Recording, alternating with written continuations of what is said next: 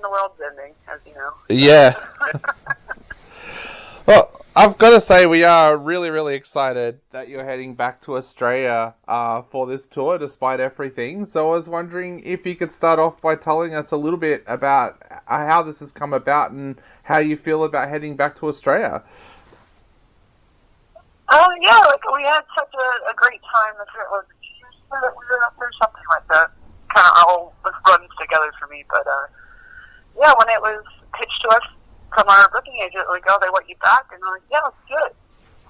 And hopefully everything's a success with all this COVID going on. But it's not going to stop us. We'll be there. Awesome. So, what was it that you enjoyed about being in Australia last time? Because I know your shows went so well here, but what was it that you enjoyed about playing here? I mean, it was the first time any of us have ever been there, so, I mean, that was the big thing. Like, oh, we get to go somewhere new, and, we love touring the world and meeting, different people, different cultures and stuff. So it was kind of like culture shock. It was so exciting, like running around, like, I'm like, oh my God, it's a Hungry Jack's, but they don't call it Burger King, like that kind of thing, like the little kids running around. But just, the people were great, hanging out. We had to take a flight like every day, but it was so worth it, and I'm just excited to be back. A lot of people say too that Australia is very similar to California, especially the Gold Coast and Melbourne. Did you find that? Yeah, of course. Yeah. And even, my partner's from the UK, so even like being in Melbourne, so I'm like, oh, this just reminds me of, where he's from. Yeah, yeah. And I actually stayed behind after our last tour and stayed in Melbourne. That was so fun.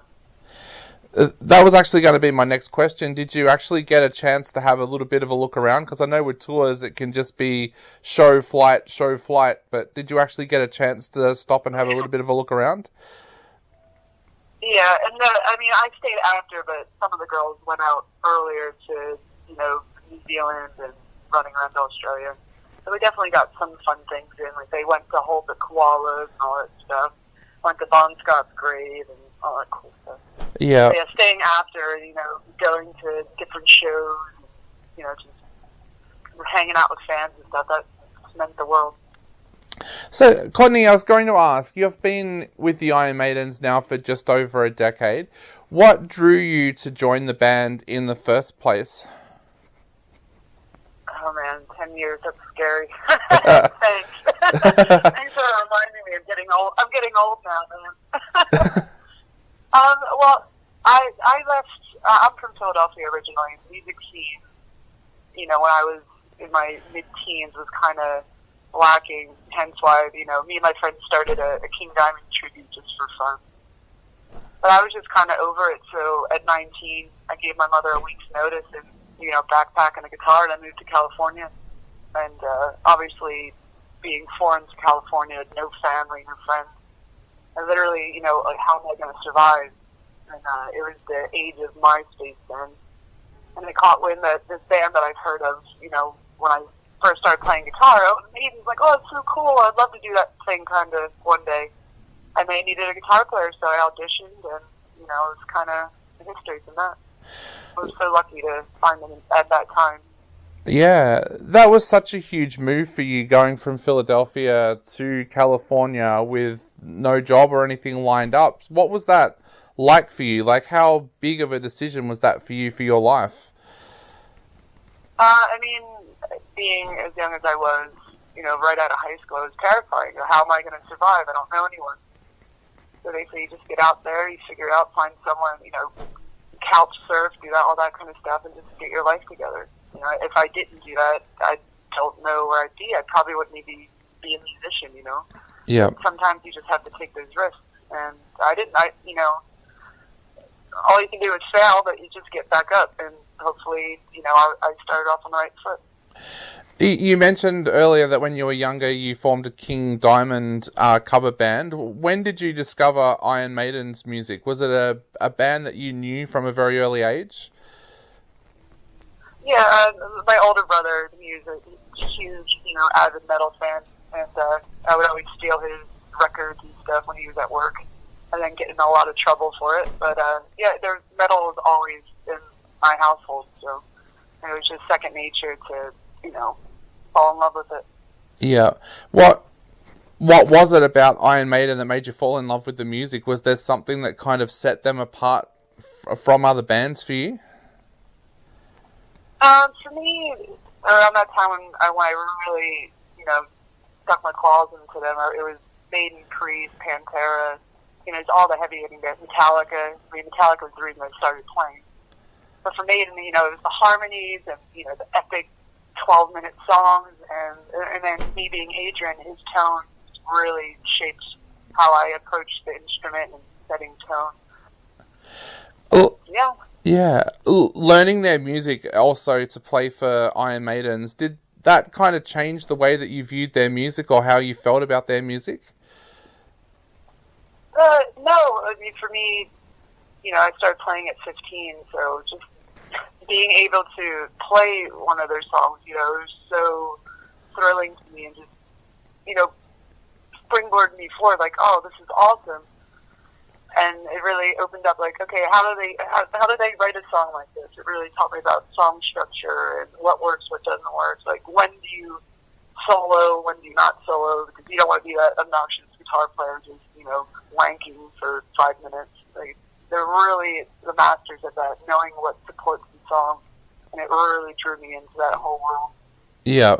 Has that helped you out with your own songwriting? Like, do you approach the way that you write a track now differently to prior than when you were in Iron Maidens? Well, it definitely helps.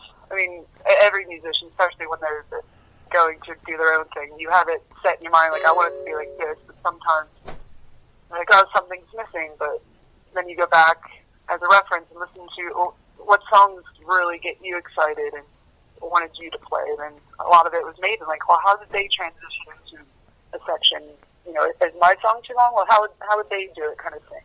Have to sound exactly like them to, get pointers, like, why does it work for them? What am I missing, kind of thing. Yeah. Now, I know this is probably like asking someone who their favourite child is, but do you have favourites of Iron Maiden's tracks that you love to play live? For me, my go-to is always See a Madness. Yep. People will go, oh, that's a deep cut. I'm like, not really. I guess not for me anyway, but like, stuff like that, Still Life, like any of that, like, mid or late 80s arena sound that really, speaks to me. Yeah. Anything in that era, my favorite. You probably all have your favourites, and there are so many great classic Iron Maiden tracks in there. How do you go about working out a set list for a tour when you come to Australia? Really it comes down to our drummer Linda. She's like the keeper of set lists and stuff. So if we go somewhere new, we'll have like a standard go-to set that has some of the, classics that you have to play. Then we just throw in some deep cuts and stuff that we think, this is their first time seeing us. Let's surprise them, throw stuff they weren't expecting to hear. And then she keeps every set list from every show we've ever played. So if we return to an area, we bring that set list up and we make sure it's completely different. Yep. And one of the things I read that I found really, really interesting was some of the members of Iron Maiden have come along and watched you play before. How did that make you feel, or did you not know that they were there on the night when they actually were there? Well, I wasn't in the band when Bruce and Steve came to their Mexico show, but over the last few years, like anytime I play Vegas and they're in town, like, you would catch wind that, oh, so-and-so might be here. But you never really know. And, you don't want to know either because, you start like, oh, they're in the crowd. Don't mess up. No pressure. But we know a lot of the techs when they come to the show and they'll spill the beans like, oh, yeah, Nico and Adrian were there that night. Like, oh, I'm so happy I didn't know that. But it's cool that, they come out and support. And I'm sure there's guys hearing about it, from the fans. So have you heard of the Iron Maidens? Yes. But it's cool that, they show support, not telling us to stop, so. Yeah. Have you ever had the chance to meet them or anything? Yeah, time to time. I was actually at a British Lion show a couple months ago in London, and Steve and Bruce were there. Yeah, it the quick hi, with the, Iron Maidens, I love you, girls. And especially living in LA, you're always running into them just randomly, when they're in town tour or whatever. I think Adrian lives in Malibu and stuff like that. So, as a full band, no, but members from time to time, we always run into each other. Yeah. Now, aside from the Australian tour, what else have you got planned for this year? Because you have put out some amazing albums over the years as well. So is there anything like that planned for the near future? We're actually, we recorded a newer album a few months ago. We're just waiting on the masters. And then we'll be touring that. Obviously, it would be Maiden songs, but we're really excited about it. And we have Australia. We go to Canada next week, then a big Europe tour. But we're just kind of playing it by ear right now since, it's massive panic with the coronavirus and all. But hopefully things clear up and none of the shows are affected by it. Yeah. Look, we're getting all kind of mixed news here, even like the Australian Formula One Grand Prix is supposed to be on this weekend, and half the news agencies are reporting that it's been cancelled and half are saying that it's still on. So, yeah, we have no idea what's going on here at the moment. Yeah, it's the same here. Like, the NBA just postponed the rest of the season. Everything's just mass hysteria and panic. But I'm just playing it by ear. Definitely. Well, I know we are fast running out of time, so Courtney, I'll quickly ask before I go, what would you like to say to your Australian fans out there before they grab tickets for these shows? Well, that we're excited to come, and if it's safe for us, safe for our fans, we will be there. Don't be scared. Just keep your ear open. We'll let you know if anything changes, but we can't wait to be there and have a good time. Shred your faces off. Definitely. Well, Courtney, thank you so much for taking the time to chat to us today. It's been an absolute pleasure.